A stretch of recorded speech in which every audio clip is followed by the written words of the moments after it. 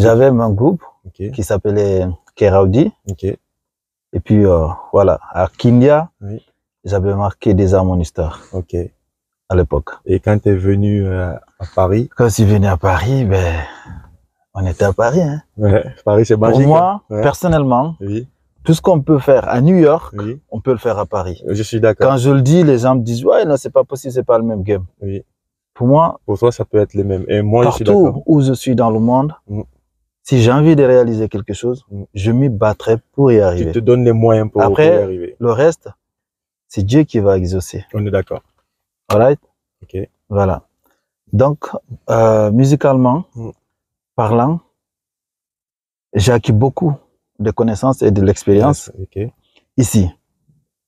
J'ai suivi des formations pour apprendre déjà le jargon de la musique, pour connaître les angles, les règles, les lois et les règlements.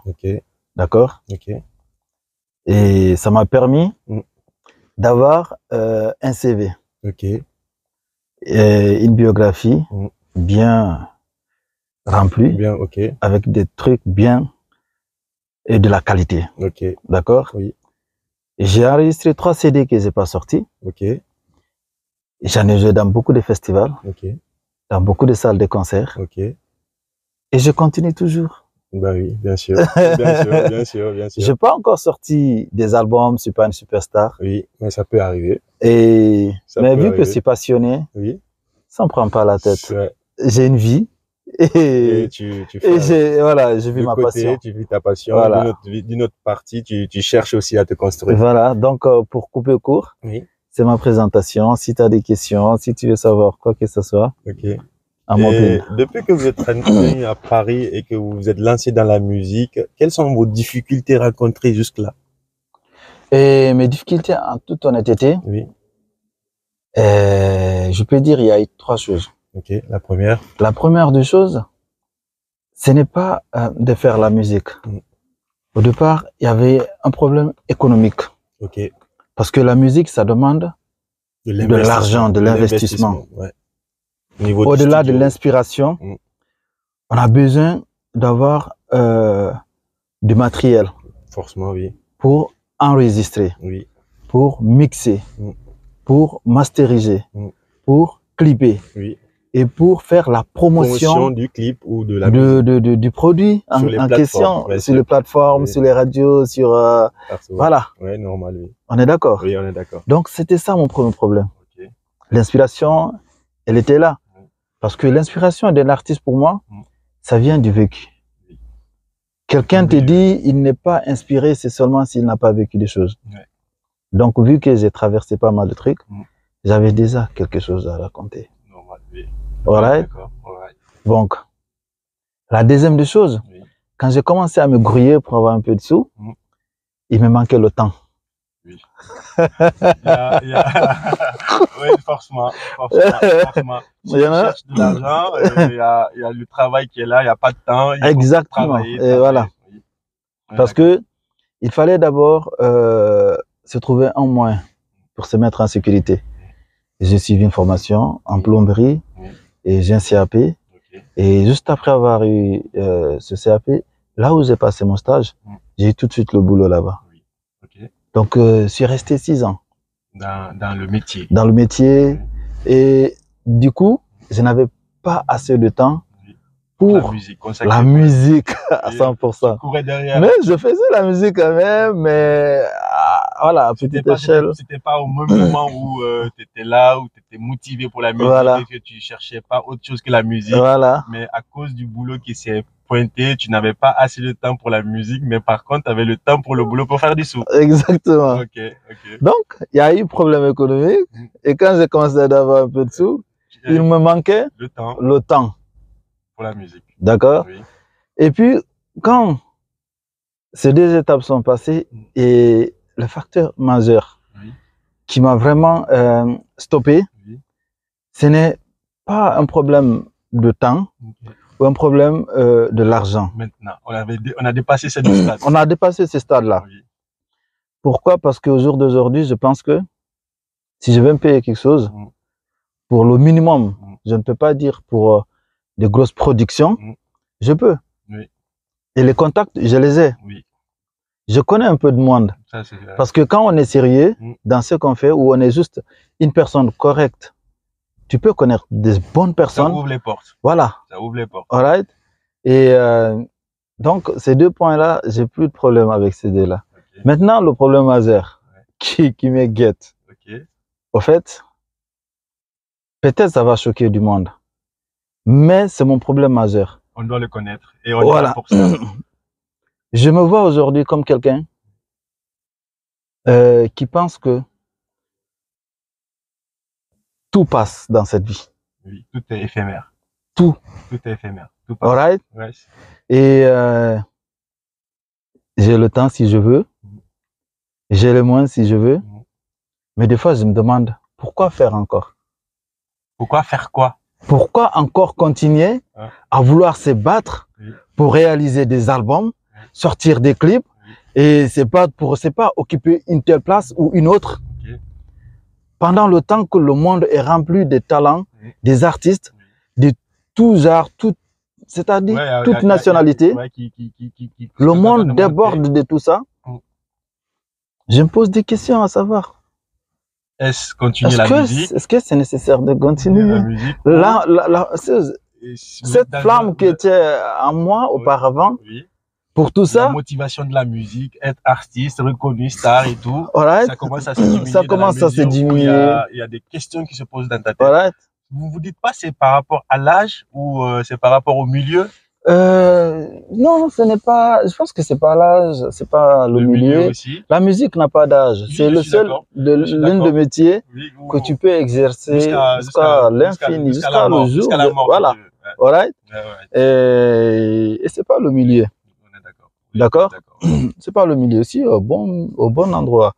Aussi à Paris. Alright. Il y a, tu bouges juste sur cette ruelle. Il y a au moins 3 cafés-concerts dans lesquels tu peux jouer. J'ai beaucoup joué dans les cafés-concerts aussi. Ok. Je veux jouer aujourd'hui, je veux faire des showcases, je veux faire des festivals, des grands concerts, mais pourquoi faire? C'est la question que j'en pose. C'est comme si je commence à être fatigué. J'ai commencé depuis 1999. En 1999, j'ai enregistré ma première maquette. À ce moment, c'était les cassettes. À Kindia, c'était les cassettes. Oui, bien sûr. Et quand j'avais enregistré les concerts, c'est-à-dire les shows de la rue, à Kindia, j'y participais. J'organisais les miens. J'avais ma place. Et tu as ta place encore?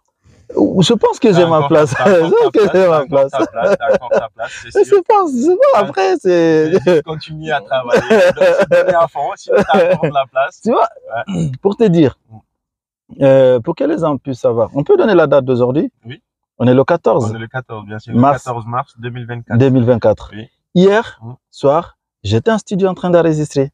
J'enregistre. Oui. Oui, je balance même pas. Parce que dans ta tête. Parce que quand l'inspiration arrive, si dans ma caisse, tac, je prends un téléphone, je garde l'inspiration, après je rends ça propre. Et après le studio? J'ai même pas besoin de payer pour le studio. Tu vois, tac, j'ai tellement de contacts, j'appelle. Vous dites pas c'est parce que vous avez assez de contacts de personnes qui font la même chose que vous, qui vous découragent un peu de ne pas faire la musique? Non, c'est pas, je pense que c'est pas une histoire de se décourager, c'est juste une histoire de se dire, I just want to stay happy. C'est-à-dire, je veux juste être équilibré. Quand j'ai envie de chanter, tu chantes. Je chante. Quand t'as pas mais envie. Je pense que je n'ai pas envie de prouver. Je n'ai plus besoin de prouver. Je ne suis plus en compétition ni en concurrence. Avant, j'étais même un revendicateur.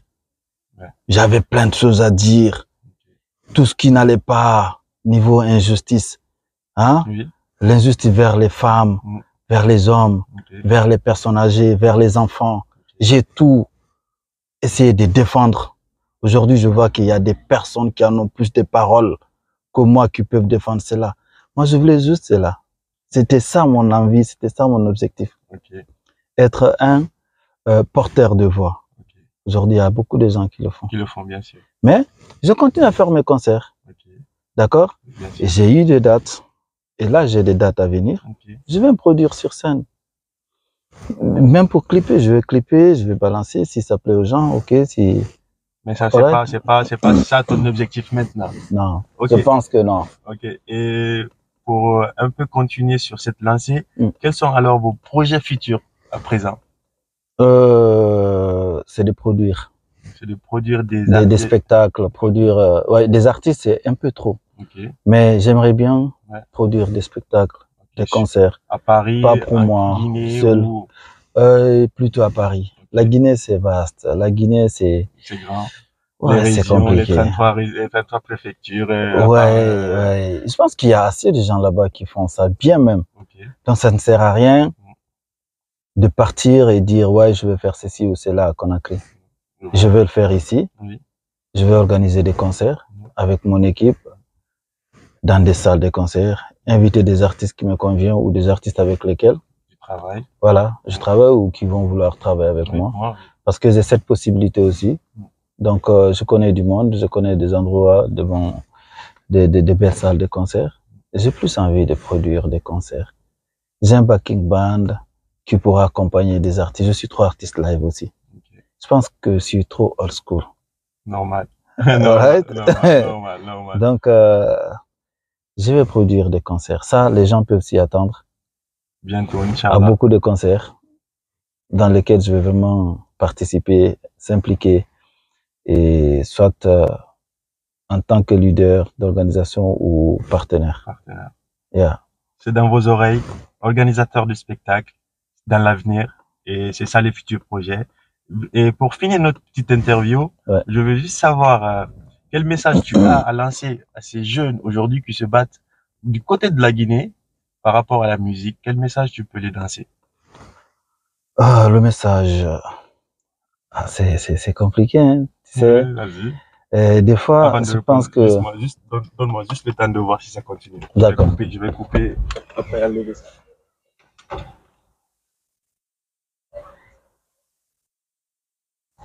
Alright, c'est cool. Tu peux reprendre. Le message que je vais donner à ces jeunes. Ouais, ces jeunes qui viennent, qui veulent faire la musique, qui veulent être comme toi, comme d'autres artistes connus. J'aimerais franchement leur dire qu'ils s'écoutent. Que chacun n'a qu'à essayer de s'écouter lui-même dans son cœur. Parce que personne ne peut se battre et y arriver si la force ne vient pas de toi. Qu'il essaie de s'écouter. Je peux dire à X ou à Y, parle comme ça, sois comme ça, dis pas ça, comporte-toi comme ça. Ça, c'est moi. C'est pas lui. Non, pas du tout. Donc, s'il m'écoute, au cas où il va m'écouter peut-être à travers ton site internet, ta chaîne YouTube, ils n'ont qu'à s'écouter eux-mêmes. Si vous arrivez à vous écouter et que vous avez des objectifs, vous pouvez faire tout ce que vous voulez dans ce monde. Et le bonheur, ce n'est pas ce que les autres vont raconter, c'est de ce que vous allez vivre. Pour moi, c'est ça le bonheur. C'est le bonheur, c'est ce que vous pouvez reprendre. Le bonheur, pour moi, c'est pas ce que les autres pensent de vous ou parlent de vous. C'est de ce que vous vivez en fond de vous, dans votre vie intérieure. D'accord? Quand il n'y a personne. Mais quand on est une superstar et qu'il y a du monde, on t'applaudit, on crie. Là, limite même tes pieds ne touchent pas le sol. Alright? J'ai vécu ça au Bataclan. Je peux comprendre. Ok? C'est pas en ce moment-là le bonheur. Non, pas du tout. C'est le succès. Là, c'est soit le succès, soit c'est, comment on appelle ça? C'est un volcan de joie.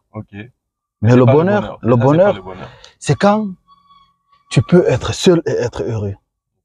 Tu peux obtenir peu et c'est autosuffire. C'est contenter de ça, garder le sourire et dire waouh, je ne dois rien à personne ou je fais ce que je veux, je me lève à l'heure que je veux, je parle à qui je veux.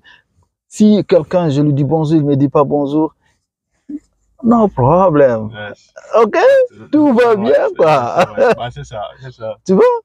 J'ai pas besoin que quelqu'un me dise, Ah, tu es bien sapé. Ah, tu es bien gentil. Ah, non. Je vais comme si je suis seul au monde. C'est vrai. Alright. Comme un nègre, frère. C'est normal, tu vois comme tu veux, quoi. Tu vois? Et là, tu n'as pas besoin qu'on te dise tu es beau, tu es gros, tu es mince, non. Tu ne cherches même pas à savoir, est-ce qu'il y a du monde autour de toi? Non, il n'y a personne. C'est sûr. Hein? C'est ça le bonheur. Pour moi, c'est ça ça le bonheur. Je suis d'accord. Je suis d'accord. Alright. Donc, Donc, pour finir, si j'ai pas dit quelque chose que vous aurez aimé dire ici, c'est le bon moment pour vous. Quelque chose que vous voulez dire et que moi, je n'ai pas forcément posé comme question qui vous tient à cœur. Moi, je vais adresser un message. Vas-y. À la Guinée. Vas-y. D'accord. Aujourd'hui, nous traversons un moment dramatique. Il n'y a rien qui va au pays. Mais je pense que ça ne sert à rien que personne ne jette la pierre à l'autre. Essayons de prier. Prions que chacun essaie de trouver la force qui va venir de lui pour aimer l'autre. Je ne peux pas te pardonner si je t'aime pas. Non. Il faut que j'arrive à t'aimer comme je m'aime. Il faut qu'on arrive à s'aimer. Et à se pardonner. Parce que quoi qu'il en soit, la Guinée là, c'est pas un gâteau qu'on va se partager. Non, pas du tout. Les ethnies là, il n'y a aucun pays qui va accepter de prendre toute une ethnie qu'on va enlever de la Guinée et l'envoyer dans un autre pays. Il n'y en a pas. On est obligé de vivre ensemble. Et la seule façon, c'est de s'armer de l'amour. L'amour est plus fort que la haine. D'accord. Aimons-nous. Arrêtons de s'insulter, de se diviser, de se déchirer. Ok? Ce qui s'est passé là, ce n'est pas de notre faute. Mais ce qui est en train de se passer maintenant là, nous sommes responsables de cela. Ce qui sera demain, peut-être ça sera le fruit qu'on va laisser, qu'on va s'aimer aujourd'hui, c'est ça qui va. Ils vont récolter demain. Ok? Donc c'est à nous de réparer. Soyons ces docteurs-là, soyons cette armée, d'accord? Soyons cette jeunesse qui va vraiment se regarder et dire, non, c'est pas la faute de l'autre, c'est de ma faute. Si chacun accepte que ce soit sa propre faute, peut-être les choses vont changer. Ça sert à rien qu'on insulte tel ministre, telle ethnie, telle femme, c'est pas tel imam. C'est qui est respecté en Guinée? Je me pose la question. On respecte qui réellement? Je ne sais même pas. C'est difficile. I don't know. C'est-à-dire, je n'arrive pas à comprendre qui est respecté. Tantôt les gens insultent le président, tantôt on insulte la personne la plus petite, tantôt on insulte les femmes, tantôt on insulte nos imams. Et il y a plus de respect. Qu'est-ce qui se passe? Qu'est-ce qui se passe? Je comprends pas. Je vais passer par ton canal pour dire aux Guinéens, aimons-nous. Aimons-nous tout simplement. Si on arrive à s'aimer, on va se pardonner. Ok? Mais ça ne sert à rien de dire, ouais, les Soussous sont entre eux, les Malinqués sont entre eux, les Peuls sont entre eux. C'est pas vrai. C'est pas vrai. Il y a des Soussous qui sont mariés avec des Malinqués qui sont mariés avec des Peuls, des forestiers qui sont mariés avec des Peuls, je ne sais pas, des Peuls qui sont mariés avec des Djakanké. Frère. C'est vice versa. On ne peut pas. Il n'y a personne qui peut te dire le contraire. On est ensemble comme ça. On est ensemble, c'est comme ça. Ok? Moi, j'ai grandi à Kindia. J'avais une équipe de 7 personnes. Il y avait des Malinqués, des forestiers, des Soussous, des Peuls, des Djaranké. Frère. C'est pour dire que la Guinée, je ne pouvais pas comprendre qui était qui. Tout ce que je savais, les gens qui étaient là avec moi, c'était eux mes frères. Quand il fallait se battre, on partait se battre contre les autres. Quand il fallait partir jouer au foot, on partait jouer le foot ensemble. Quand on est à l'école, on avait notre clan, notre équipe. On ne pouvait pas distinguer cela. Et ces gars-là, ils sont restés, c'est mes frères. Même si X ou Y s'insultent. Nous, on ne peut pas se déchirer, on ne peut pas s'insulter. Donc, aimons-nous. C'est la seule chose que j'ai envie de dire aux Guinéens. Vous suivez là en direct.